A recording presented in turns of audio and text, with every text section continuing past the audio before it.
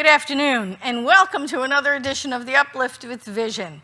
I am Reverend Patti. I'm the Senior Minister here at Vision. I welcome you in. We are having a wonderful discussion this week on the quality of God known as courage.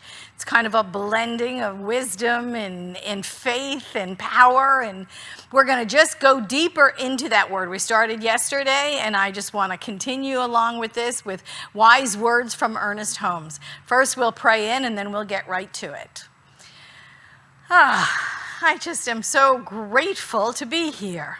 I am so grateful for this day, for everyone in it, for everyone who has come together for this uplift, to just peek in and have this conversation, to dive deeply into the idea of courage and what it means to us physically, what it means to us spiritually and mentally, how we can use this quality known as courage to demonstrate in our lives, to create more of the life that we desire, to absolutely become those fully expressed vehicles of spirit that we know ourselves to be. So I give thanks for this time we get to spend together on that pursuit, to spend together in this wisdom, in this knowledge, knowing and accepting it is all God, it is all good, and so it is. Amen.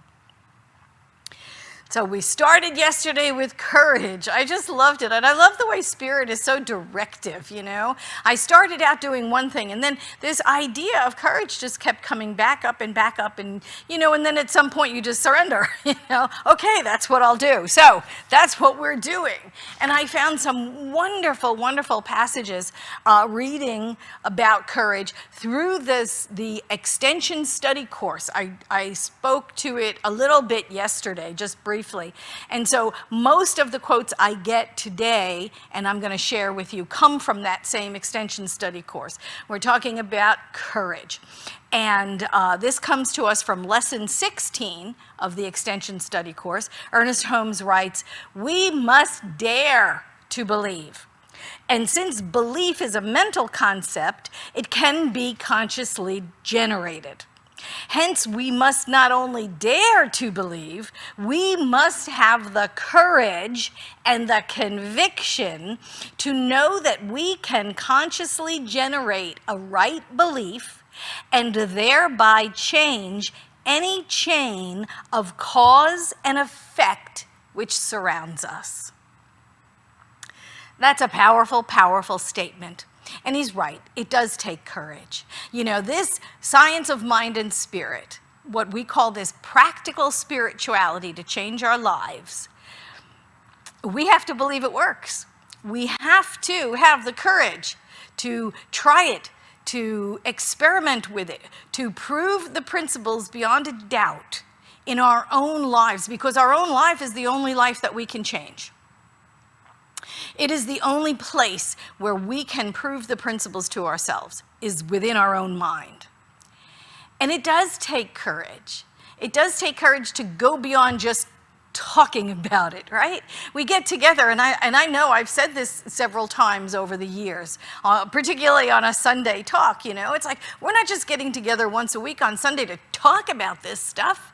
This is an active and a dynamic and a practical spirituality, which means we must practice it. We must prove that it works in our lives. We must use these principles, go beyond the doubt, go beyond the questioning, go beyond the, will this work this time or won't it, right?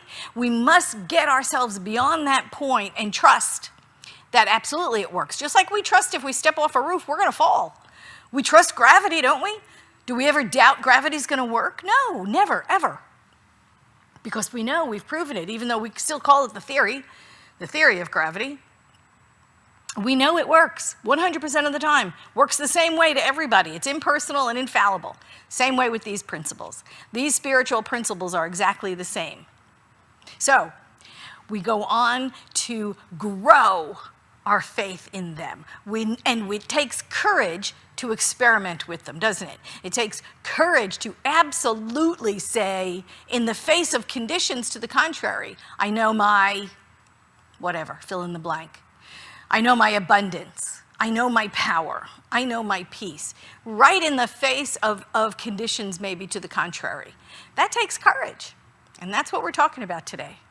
I'm going to move on to lesson 37, the consciousness of liberty. Ernest writes, "There is no question but that Jesus introduced a whole new outlook on life, a whole new philosophy of living. For he alone had the faith and the courage to announce without qualification and without limitation that the same power that created everything and continues to hold everything in place is also at the very center of our being." Now, that was the ministry of Jesus, to know that the very power that created everything is found within us. That's why he said, "When you see me, you see the Father." He knew, he understood, and he announced without limit, without qualification, without limitation, "I am that which thou art," right? I am. And that I am, which we think of as God, we know exists within us. And it was that affirmation, of Jesus that set always things in motion, that created the demonstrations, right? That's what he was here to teach us. And going on in lesson 35, Ernest wrote, "Treating the consciousness of love." He writes about us as practitioners of the science of mind and spirit, and anyone who practices this faith philosophy is called a practitioner of it, right? Some of us get licensed in it, and those are our licensed practitioners. Those are our ecclesiastical members of our faith tradition. But everyone who practices the science of mind and spirit are called practitioners. And he's addressing you, and he says, "You are a forerunner in this field, breaking down barriers of human race consciousness, the accumulated effects of misconceptions, and the morbid fears of the universe in which we live. When science, common sense, and right philosophy combine, half the gods will have to go." I love the way he said that. Right? Because this is what we know. We know superstition must go. We know the half-truths must go. We know the phony baloney, hierarchies of beliefs have to go in the face of truth. He goes on to write, "There's no point in waiting for this consummation in human affairs, for we cannot change the thought of the whole world overnight. But fortunately, we can change our reaction to it and build a strong and impregnable barrier in our own consciousness against everything that denies supreme good." And so there he is telling us right out there, we must hold true to what is true. We must stand in truth. We must affirm truth only. And ignore the appearances, ignore the conditions that will say less than, or evil, or limitation, or lack. We must stand in the truth in the face of conditions to the contrary and continue to declare the truth. Because what do we know? We know where we put our attention, that's what will continue to grow. So when we continue to claim our good, to name our good, to demand our good, it begins to grow. It begins to grow. And here he gives us this actual, practical practice. He says this, "In actual practice, we should daily say, 'I am not bound by superstitions of the human race. I no longer fear God or the universe in which I live. I have implicit confidence in the supreme good, and I permit it to flow through me and bless everything I contact.'" That is an affirmation of the ages. That is something for us to know, to take in, to take on, to absolutely resonate with. And demand we see. Demand we see. This is what Ernest Holmes said. We don't ask. We're not asking God to deny its it's truth. We're not asking God to do something special for us that it wouldn't do for everyone. We're not asking or begging or beseeching God to be somehow different for us. No, we are affirming and we are aligning with a power we know is truth, and we are allowing that power, that presence, to flow through us. We are demanding it does. We are opening ourselves up, and this is the part that takes courage as well. We are opening ourselves up to allow this divine power and presence, to allow this dynamic energy to flow through us unabated, unfailing, unlimited, and change the conditions around us. To absolutely change everything in our lives. To uplift everything in our lives. To convert everything into its own goodness. Because that's really what we're doing.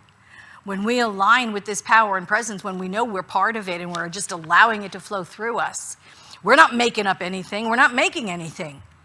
We're allowing the presence of the universe, the power of the Spirit, the divine loving presence to flow through us, healing everything in its path. That's what it does. It develops new, it creates new, it heals everything in its path. It makes all things new again.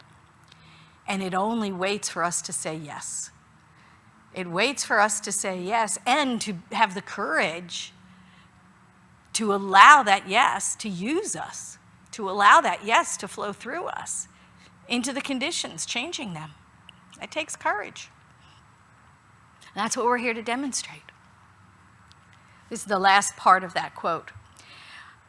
Ernest Holmes writes, "Little by little, there will be added to our own consciousness or subjective reactions a new body of thought, which ultimately will be projected and expanded into universal mind. We shall not only be freeing ourselves, but we shall be helping to free the whole human race from the bondage of fear, ignorance, superstition, and thoughts based on what the past has brought forth. The past is dead." Here we are. We stand at the precipice always. We stand on the verge of a new Jerusalem, of a new life, of a new demonstration every single day. Every day we wake up, it is a new life. Every thought that we have is a new thought. Every moment we change our minds and we free ourselves from the lack and the limitation of human race consciousness of the past. Every single time we do that, we are born anew. We are freed.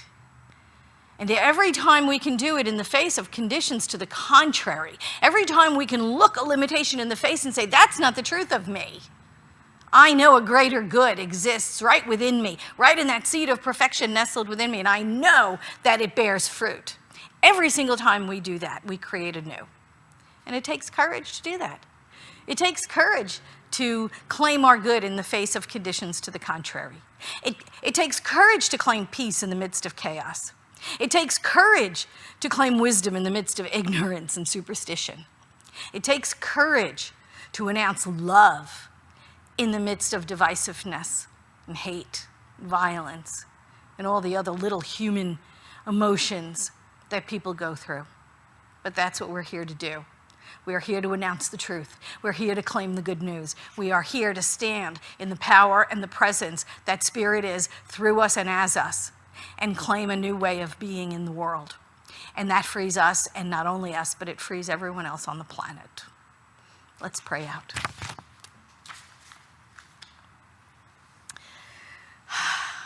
I give great thanks for all of this good. I just revel in it. I resonate with it. I just immerse myself in it. I fling myself into the sea of receptivity.